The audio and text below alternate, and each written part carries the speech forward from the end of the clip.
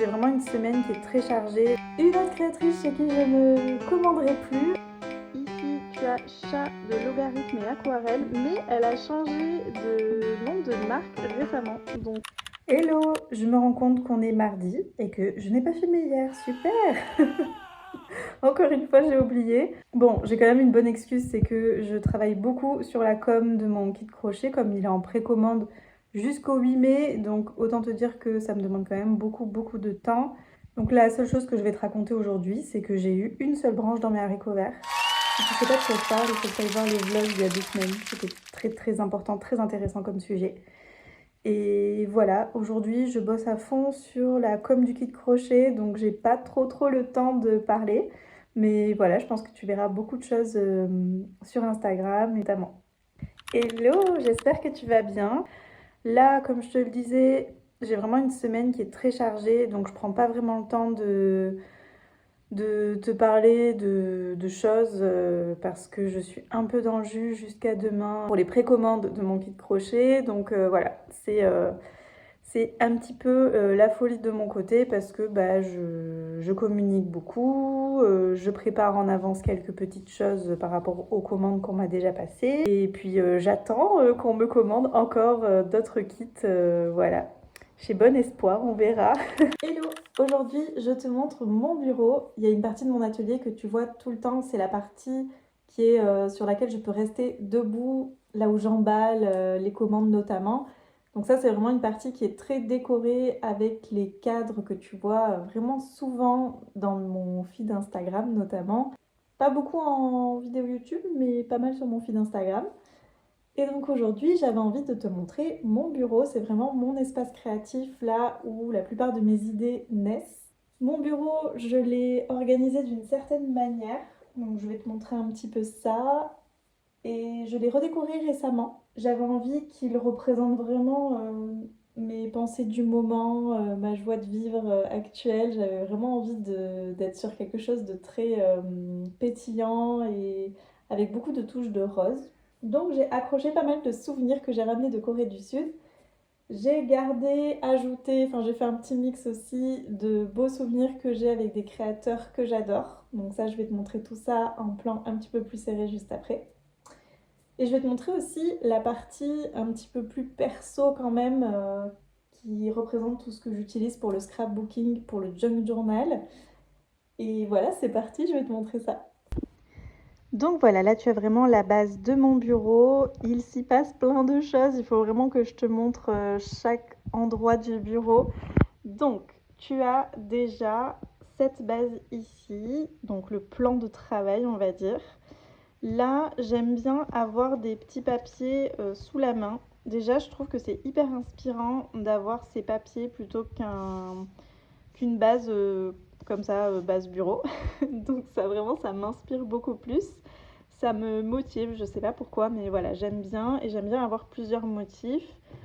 Je peux aussi les déplacer pour regarder un petit peu plus. Enfin voilà, ça me permet vraiment d'avoir de belles choses sous les yeux, peu importe où je regarde. Donc ça, c'est important pour moi. Ensuite, tu as ici aussi toute cette base-là. Donc le Daruma, je pense que tu connais le principe. Ça me permet d'avoir mon objectif, mon rêve en face de moi. J'ai des pierres qui ont une signification très importante pour moi. Des petits objets, des petits éléments. Là, tu as des fleurs séchées notamment que j'ai eues dans des commandes que j'ai passées chez Sarah Castio. Il y a aussi une petite fiole que m'a offerte mon ami Léo de l'Entre de Léo. Voilà, des petites bricoles. Mes feutres ici qui me permettent d'avoir de quoi dessiner, colorier si j'en ai besoin, parce que ça m'arrive souvent d'avoir très envie de colorier. Voilà, je m'en sers aussi pour le scrapbooking notamment. Il y a des stylos aussi qui ont une signification hyper importante pour moi. Ils ont l'air tout basiques, ils ont l'air d'être juste des stylos, mais non, ils ont vraiment une grosse signification pour moi. J'ai aussi toujours une petite senteur, un petit parfum à mon bureau. En ce moment, j'ai un gros coup de cœur pour la suspension parfumée thé noir vanille de chez Justine Factory. Vraiment, ce parfum, ça me permet vraiment de me concentrer, de me sentir bien à mon bureau. Évidemment, le petit dessous de tasse, parce que tu t'en doutes, je suis tout le temps en train de boire un café, un thé, une tisane. Ensuite, on a toute la déco, ça c'est tout ce qui est vraiment inspirant et qui m'apporte de la joie. Donc mes souvenirs de Corée du Sud. J'ai mis une petite guirlande lumineuse ici aussi que j'allume de temps en temps, mais pas souvent. Là, tu as une illustration faite par Léo de l'Entre-deux Léo. Il m'a offert cette illustration pour mon anniversaire. Donc tu comprends qu'il m'a dessiné avec mon chat Poséidon. Donc je suis vraiment trop ravie de l'avoir. Il y a vraiment plein de détails qui me représentent. Il faut vraiment jeter un œil à chaque détail, mais on voit qu'il y a mis beaucoup de cœur et qu'il a fait en sorte de vraiment me représenter dans le détail et puis aussi avec sa touche de sensibilité. Donc vraiment, ça me fait trop plaisir à chaque fois que je regarde cette illustration. Tu as aussi ici des illustrations de Agathe, la Bluette Illustration. Alors en fait, ce sont des formats marque-page, mais c'est tellement précieux pour moi que je les utilise pas en marque-page et je les ai gardés sous plastique et affichés. Il y a aussi ça, petite carte de visite. J'aime bien aussi les petits messages de biscuits chinois. Ça me fait du bien d'en avoir. J'en ai un ici aussi qui me parle beaucoup. J'aime bien. Ensuite, tu as encore Agathe ici. En fait, ça la représente elle dans son entreprise. Donc, j'adore cette image. Vraiment, ça me fait plaisir de la voir tous les jours. Voilà, petite calculatrice, des bricoles. Ici, tu as des pierres que j'ai ramassées en montagne. Des pierres fines aussi, voilà, qui sont importantes pour moi, des significations particulières. Une composition florale que mon mari m'a offerte il y a longtemps. Je ne saurais plus dire quand, mais il y a un bon moment. Et voilà, ça me fait toujours plaisir qu'elle m'accompagne aussi. Petites illustrations ici. Ensuite, là-haut, tu as des petits carnets, des cartes postales et puis mes runes, toutes les runes que j'utilise. Mes anciennes cartes de visite aussi qui me permettent de voir où est-ce que j'ai commencé, comment j'ai commencé. Ici, j'ai mis quelques emballages parce que ça me sert notamment pour emballer les kits crochets actuels, mais aussi les créations en général. Donc c'est pratique d'en avoir sous la main, mais j'en ai d'autres juste en dessous. Et je te montre enfin cette partie qui est un petit peu la partie bazar. En fait, ce sont tous mes carnets, mes stickers. Enfin, je dis pas tout, c'est faux. Il y a pas mal de carnets. Un peu de stickers, mais sinon les stickers et la correspondance c'est derrière moi. Mais voilà, tu as quand même pas mal de choses ici, notamment avec mon carnet de créateurs et créatrices qu'on va regarder juste après. Et voilà, ça me permet d'avoir tout sous la main. J'aime bien parce que sinon je le fais pas et je prends pas de temps pour me pencher sur mon junk journal alors que c'est vraiment quelque chose qui me fait du bien. Donc de les avoir à portée de main, c'est quand même très pratique. Et voilà, ensuite plein de bricoles pour travailler, voilà, les autocollants, la résine, enfin bon bref, il y a plein de choses. Mes stylos, mes pinceaux. Tu verras, tu vois aussi qu'il y a des crochets qui sont là, ce sont ceux que j'utilise le plus souvent, donc ça me permet de les avoir sous la main. Et voilà, ma super agrafeuse, le tampon, j'ai vraiment tout à portée de main. Mes petits éléments aussi que j'utilise très souvent, donc aiguille à laine, aiguille incurvée, le mètre ruban, voilà, il y a quand même pas mal de choses. Et je t'ai même pas dit ce que c'était, mais ça, tu vois, c'est un petit souvenir que j'ai ramené de Corée du Sud. C'est un anti-stress, et voilà, j'adore, je trouve ça vraiment trop mimi. Et voilà, maintenant que tu as vu mon bureau en détail, on va regarder mon carnet de créateurs et créatrices et je vais t'en parler un petit peu et puis te dire aussi plein de choses que j'ai envie de te confier. Donc voici le carnet en question. J'ai eu un gros coup de cœur pour ce carnet. Je l'ai trouvé très frais, très coloré. Voilà, il m'a vraiment apporté beaucoup de joie quand je l'ai vu. Donc j'ai tout de suite craqué. C'était à la Carnetterie à Bayonne. On est toujours très bien reçus là-bas et il y a beaucoup de pépites à découvrir. Donc je t'invite vraiment à y aller si ça t'intéresse. Si tu es dans les alentours de Bayonne, vraiment, vas-y. Après, j'aime bien quand même acheter directement chez les créateurs et créatrices de papeterie. Mais sinon, c'est quand même chouette d'avoir une papeterie de confiance à aller voir quand on en a besoin. Voilà comment se présente mon carnet de créateurs et créatrices. Donc, je répertorie ici toutes les pages que j'ai faites. Je n'ai pas terminé de les répertorier d'ailleurs.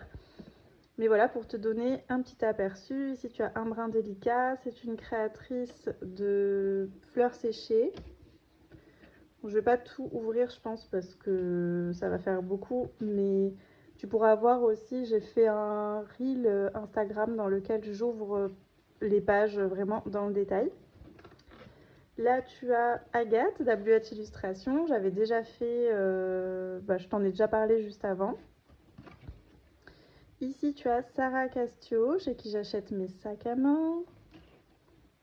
Atelier Ginette, donc mon amie Tiffaine qui fait des bijoux en laiton et en pierre fine. Ici, tu as Sarah de Ella Céramique.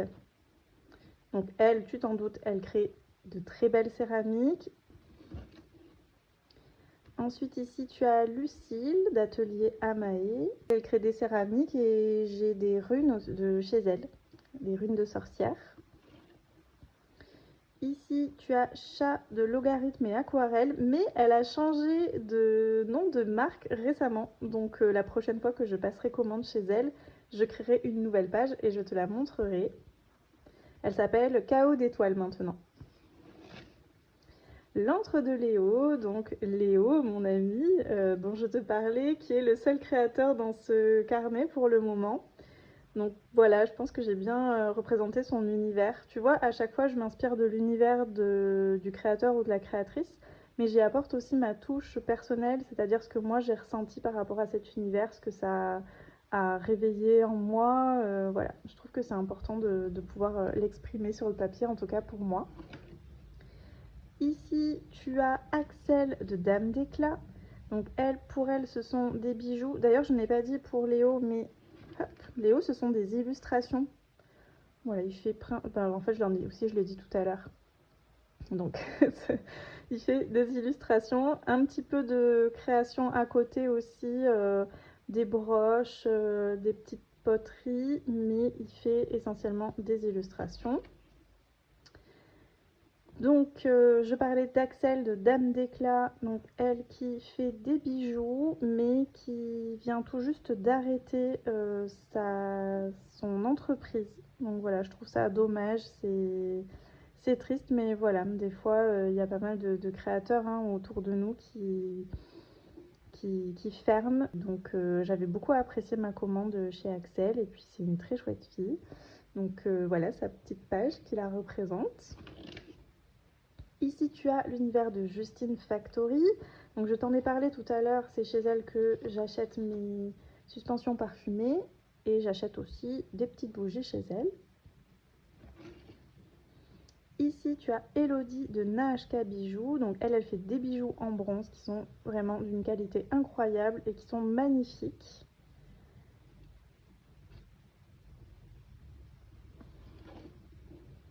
Ici, tu as Audrey de Imparfaite Bijoux. Donc là également, ce sont des bijoux, tu t'en doutes. Et voilà, donc elles aussi, ce sont de très beaux bijoux, très fins. Ici, c'est l'univers de Mélanie de Miki Miki. Donc Miki Miki, c'est une marque de bijoux en argent.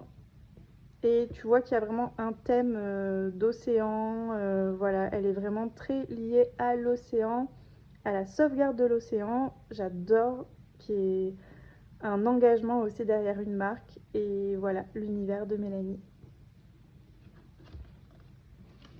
Je pense qu'on ne la présente plus. Voici l'univers de Caro from Woodland. Je pense que beaucoup de monde la connaît, surtout dans mon entourage et dans ma communauté. Donc voilà l'univers de Caro from Woodland. Donc je vais pas rester longtemps dessus, mais elle fait principalement des illustrations. Ici, tu as l'univers d'Emma de Au Pays Imaginaire. J'adore son univers, elle crée de magnifiques boucles d'oreilles. Alors pas que des boucles d'oreilles, mais ça reste quand même principalement sa marque de fabrique, on va dire.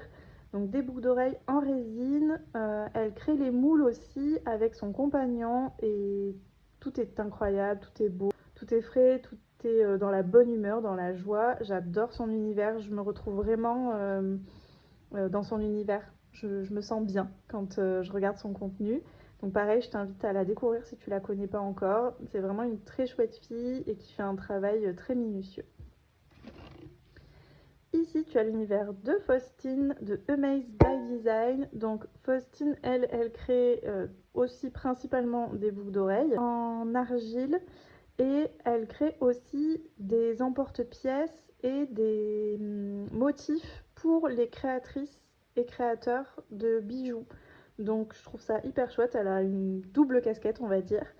Et voilà son petit univers, j'aime beaucoup ses boucles d'oreilles, j'en porte très souvent. Ici c'est l'univers de Chloé. Donc Chloé, sa marque c'est Léontine Bijoux, les bijoux savants. Donc elle est aussi artisane bijoutière. Il y a beaucoup de bijoutières dans mon carnet. Bon là tu vois qu'il y a écrit Arnaud parce que c'est mon mari qui avait passé commande pour moi à ce moment-là et j'avais gardé la carte. J'ai passé plusieurs fois commande chez Léontine, enfin chez Chloé. Mais j'ai gardé la carte sur laquelle il y avait le nom de mon mari parce que ça me rappelle le beau cadeau qu'il m'a fait. Donc c'est celle-là que j'ai voulu garder.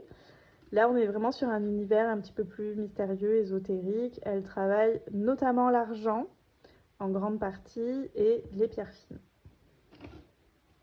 Bon, là, je n'ai pas terminé de faire la déco ici, mais ce sont des souvenirs du calendrier de l'Avent que j'avais acheté chez Tiffen Atelier Ginette.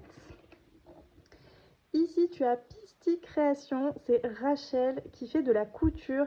Elle crée de très beaux accessoires. Il y a principalement des housses de livres, des coussins de livres, des sacs, mais elle fait aussi plein de petits accessoires comme des porte-monnaies, des chouchous, des bandeaux pour cheveux. Enfin voilà, je pense que j'oublie des choses, mais elle crée voilà, tout plein d'accessoires adorables avec une vibe très tendance et assez romantique aussi, je trouve. Je me retrouve bien dans son univers.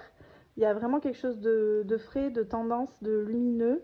Et c'est aussi une fille très très sympa. Ici on a Sylvie, donc tu vois avec le petit jeu de mots, donc on est dans un univers lié à la nature et Sylvie elle crée des bijoux en argent et je lui avais pris une paire de boucles d'oreilles que j'adore mais que je porte hyper souvent. Belle qualité, voilà, super service client, rien à dire. Merci Sylvie. Et c'est bon.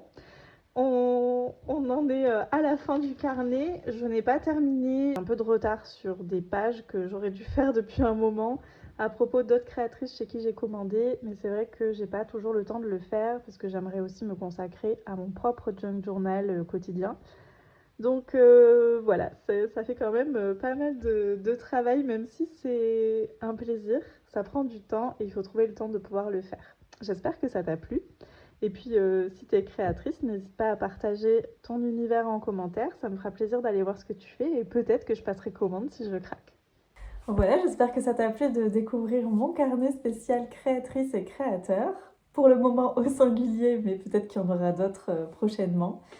Et j'avais envie de te parler aussi de choses un petit peu moins cool, mais je trouve que c'est important d'en parler. Donc, c'est mon petit moment, comme la semaine dernière, où j'aborde un sujet un peu frileux, qui fait peur, mais je l'aborde quand même. Alors, je ne donnerai pas de nom, évidemment, mais j'ai envie de te parler des créatrices chez qui je ne repasserai pas commande parce qu'il y a eu des petits couacs, des choses qui font que l'expérience client, elle n'est pas hyper agréable. Donc voilà, j'espère que ce passage-là te plaira aussi. Et puis je t'invite aussi à me dire en commentaire ce que toi tu n'acceptes pas aussi d'une créatrice.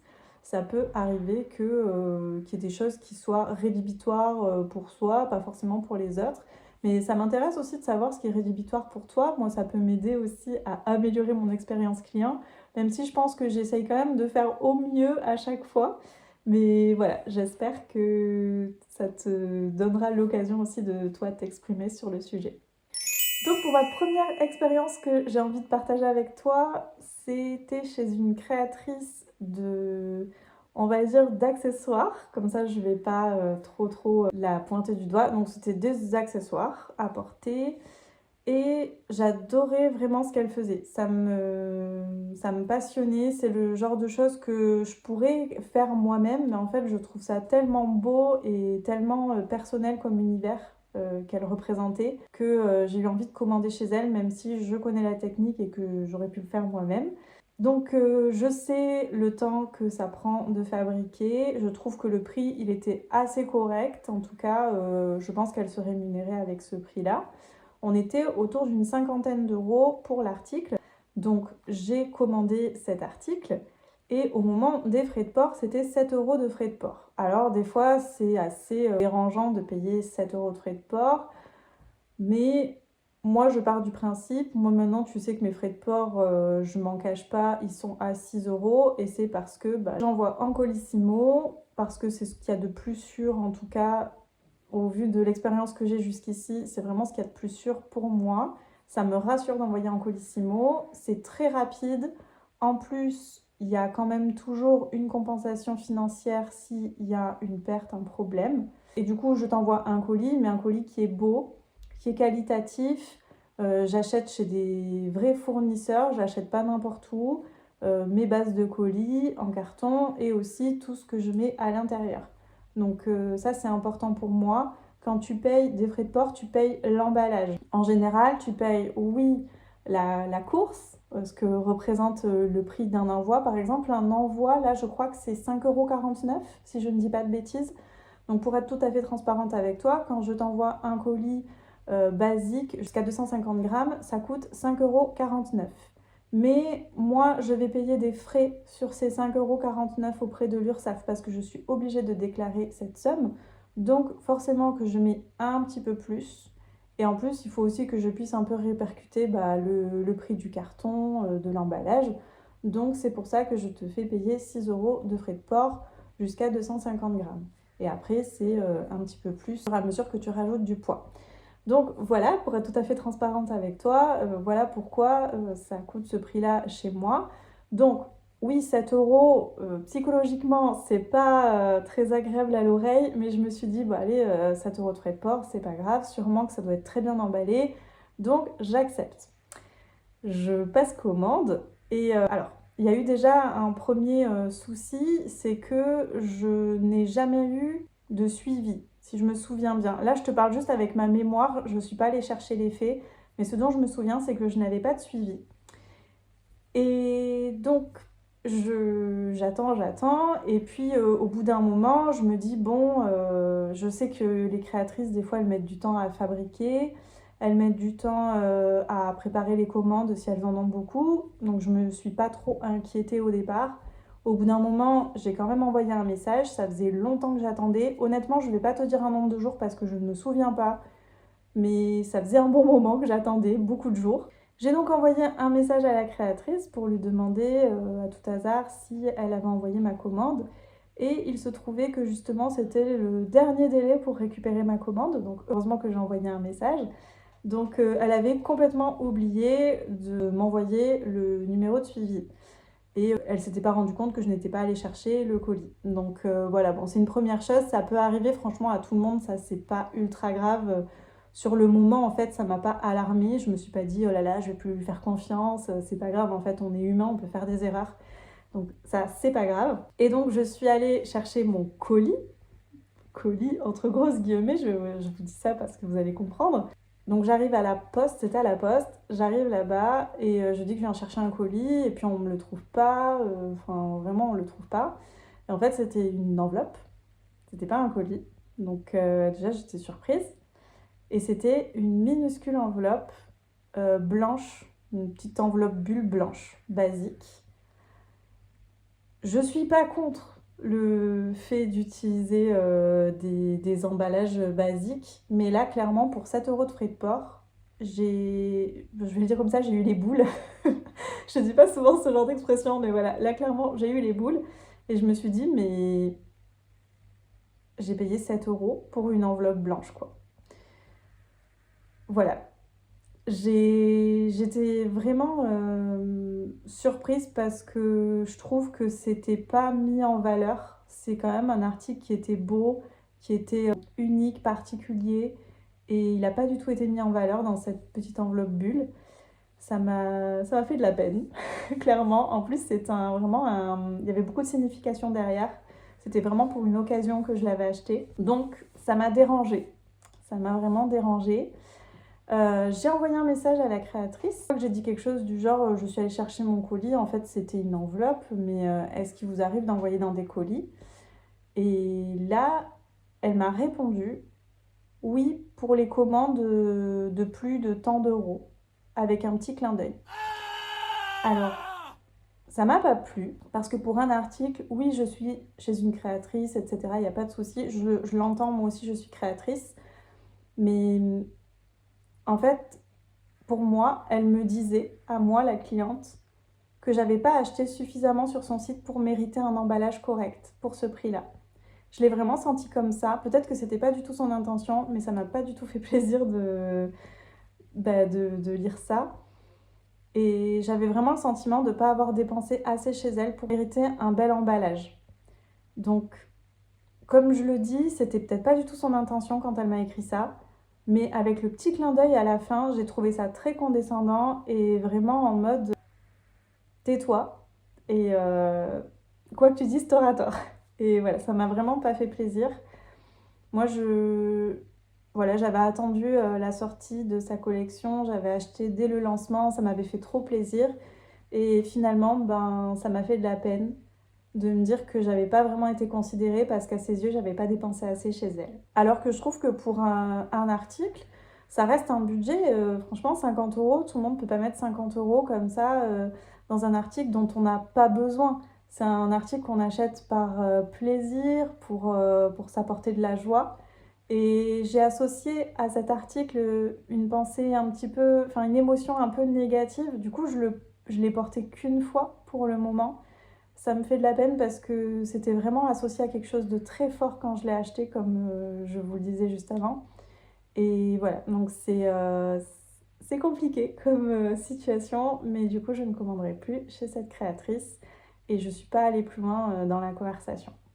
On reste dans la catégorie emballage avec une créatrice aussi chez qui j'ai commandé un article. Donc c'était aussi un accessoire. Bon, pareil, je ne donne toujours pas la technique parce que je veux pas qu'on montre du doigt la personne, mais c'est juste pour dire moi ce qui est important pour moi. Et donc là, je pense que c'est pire. C'est peut-être pire. Alors c'est pas pire parce que j'ai pas payé très cher les frais de port. Je sais même plus s'il y avait des frais de port. Mais je crois qu'il y avait des frais de port, mais c'était pas cher. Mais le souci, c'est que j'ai reçu mon article dans une enveloppe basique blanche, mais vraiment une enveloppe lettre, enfin vraiment basique. Vous savez, les petites enveloppes de cette taille-là, avec les petites cases orange pour mettre le code postal, j'ai reçu une enveloppe comme ça, avec mon article dedans. C'est tout. Juste comme ça. Donc ça m'a... Disons que c'était pas grave, mais c'était pas une super expérience client. Mais là, j'avais pas dépensé une énorme somme pour l'envoi, donc en soi, ça m'a moins dérangée. Avec la créatrice précédente, j'avais quand même dépensé 7 euros. Surtout que quand on envoie en quelque chose qui a du poids quand même en lettres, des fois, ça coûte bien plus cher que de l'envoyer en colissimo. Donc d'ailleurs, j'ai une amie qui m'a envoyé en format lettre quelque chose récemment. Et en fait, je lui ai dit, mais pourquoi t'as pas envoyé en colissimo? Ça aurait été plus rapide, moins cher pour toi. Et voilà, et en fait, c'est vrai. Donc vraiment, si t'es créatrice et que t'hésites, enfin vraiment, compare les prix par rapport au poids et dis-toi que la personne, elle sera déjà plus heureuse d'avoir un colis, c'est beaucoup plus joli, plus rapide et en plus, il y a moins de pertes de colis que de pertes de lettres. En tout cas, pour moi, j'ai souvent perdu des lettres, on m'a souvent perdu des lettres ou alors elles ont mis un temps infini à arriver. Et donc, je trouve que c'est quand même plus agréable pour le client. Et puis, on va pas revenir sur l'histoire précédente, mais voilà, je trouve que quand on fait payer des frais de port, il faut quand même derrière apporter une belle expérience au client et vraiment lui faire ressentir de la joie quand il va ouvrir sa commande, quoi. Donc je pense que l'expérience elle est plus agréable quand on ouvre un colis plutôt qu'une lettre. Après, la lettre, elle peut être aussi très bien présentée, papier de soie, enfin bref, ça peut être sympa, mais peut-être que le format de la lettre peut être plus grand. Quand on part sur une toute petite enveloppe comme ça, c'est... En tout cas, pour moi, ça ne me convient pas. Une autre créatrice chez qui je ne commanderai plus, alors là, c'est pas une question d'emballage, mais c'est une question de confection, c'est-à-dire que c'est une personne qui se disait plutôt experte dans son domaine.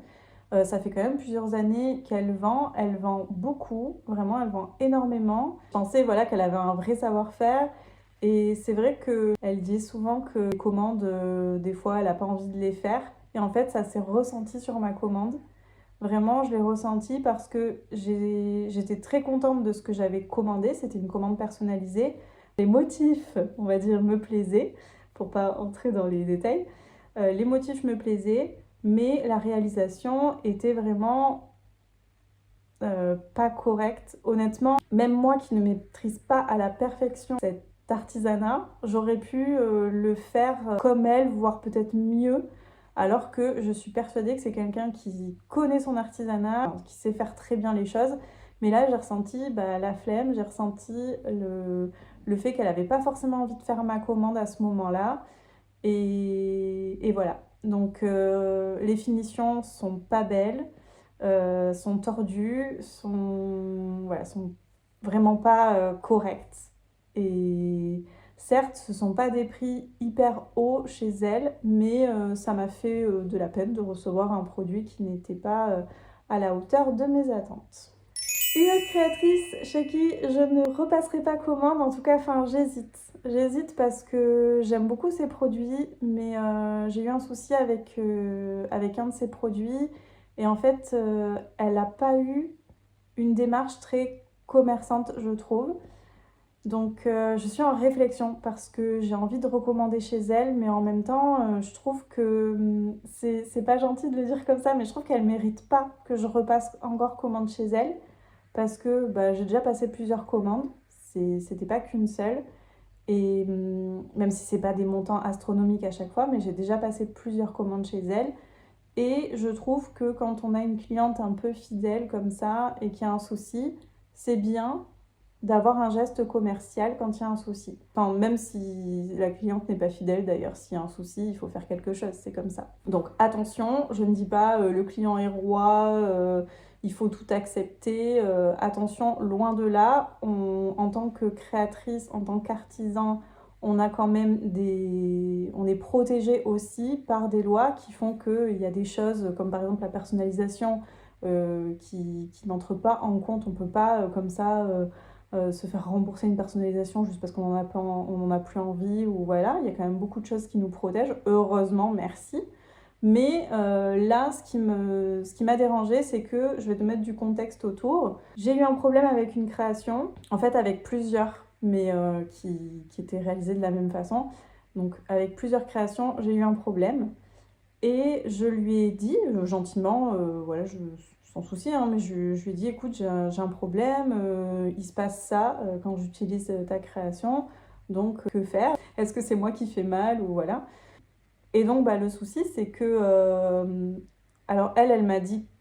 Elle a pas vraiment apporté de solution. Donc, ça, dans le contexte, c'est difficile à comprendre pour toi, mais c'était pas très grave qu'elle n'apporte pas une réponse et qu'elle apporte pas une certitude par rapport au problème. C'est pas grave, on est humain, comme je disais. Ça peut arriver des fois que ça soit en dehors de notre contrôle. Donc, ça, c'est pas grave. Par contre, derrière, elle n'a pas fait quoi que ce soit. En fait, elle m'a pas dit je te rembourse ça, ou alors au lieu de même si elle n'avait pas forcément envie de me rembourser une part de ma commande, elle aurait pu tout simplement me dire écoute voilà, je t'offre un bon de réduction pour ta prochaine commande, ou alors je t'offre ce petit article la prochaine fois que tu passes commande. Elle aurait pu faire un petit geste comme ça qui fait que oui, je t'invite à repasser commande chez moi, merci pour ta confiance, et moi je fais ce petit geste envers toi. Et c'est vrai que ça m'aurait fait plaisir d'avoir ce petit geste. Je pense que ça lui aurait pas coûté grand chose de le faire en plus, et ça m'aurait permis de repasser commande plus rapidement chez elle, parce que là pour le moment, je reste dans un entre-deux. Je sais pas trop si je vais repasser commande ou pas en fait, parce que comme je disais, mes mots sont peut-être mal choisis, mais selon moi, elle mérite pas que je repasse commande chez elle. Bon, elle a pas besoin de moi, hein. Elle a d'autres clientes et tout, mais selon moi, elle ne mérite pas que je repasse commande chez elle parce que elle n'a pas vraiment pris en considération mon problème. Certes, elle n'avait pas de solution, ça c'est pas grave, ça peut arriver qu'il n'y ait pas de solution. Par contre, il y a toujours un moyen de dire ok, je t'ai entendu, voilà ce que je peux faire pour toi. Et ça n'a pas été le cas. Donc voilà, c'était la dernière créatrice dont je te parlais, parce qu'après ça fait beaucoup, mais peut-être que plus tard je te parlerai d'autres créateurs et créatrices qui m'ont un petit peu déçue, mais voilà, le but c'était pas de montrer du doigt ces créateurs ou créatrices, leur artisanat, leur manière d'être, leur univers, absolument pas. Ce sont des personnes que je respecte, mais vraiment. Par contre, j'avais envie de te parler de ce qui, moi, me dérange en tant que cliente. Et je pense que c'est important aussi de le partager. Ça peut aider les créateurs et les créatrices à s'améliorer. Ça peut m'aider moi aussi à m'améliorer si tu me partages ce que toi tu apprécies et ce que tu n'apprécies pas. Donc je compte sur toi pour me donner ton avis, pour me dire ce qui peut être rédhibitoire pour toi ou peut-être me raconter un petit peu les mauvaises expériences que tu as pu avoir par le passé avec des créateurs ou des créatrices.